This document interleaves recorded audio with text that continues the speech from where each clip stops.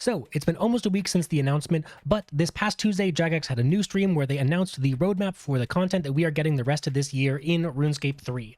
I meant to stream it live, but I woke up late that day and also completely forgot it was happening until later that day. But it was a fantastic update to wake up to. Hey, look, here's another fake sponsor spot. You should like the video and subscribe or something like that. I don't know. Bye.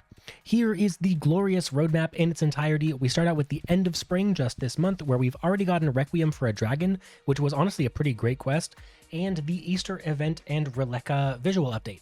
As you can see, here is also the first of several bosses mentioned on the roadmap, Oshius, the Necromancy Rex Matriarch.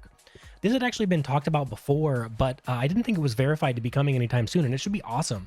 I've got a good amount of KC at Rex Matriarchs, but I'm actually not done with them for Golden Reaper, so this should be a great way for me to get some nice AFK kills at Rex Matriarchs with Necromancy.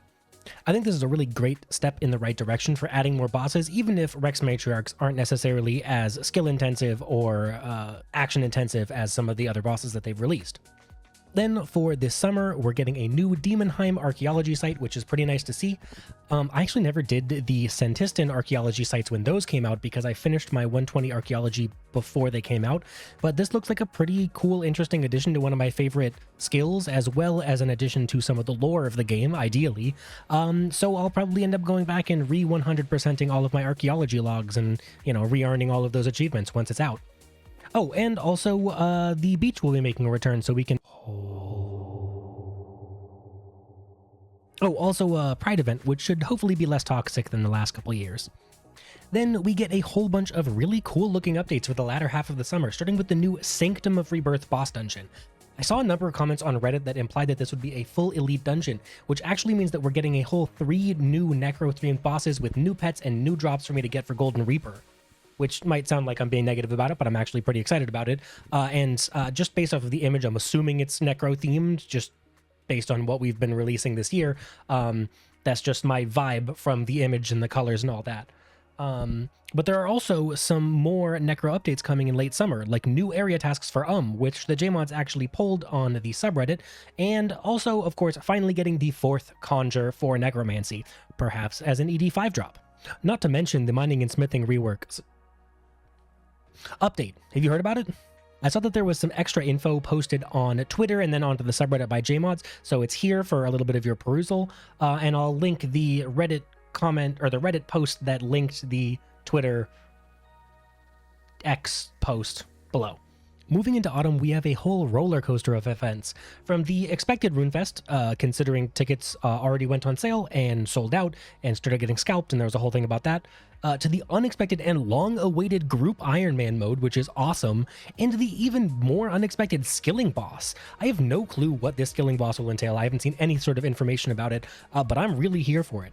I haven't done a lot of Croesus, the only other skilling boss in RuneScape 3 at the moment, because I had a 1 KC little sus pet, and I don't want to ruin that, but I love the idea of a new skilling boss, and I am super excited to go do it, even though my skills are already fully maxed.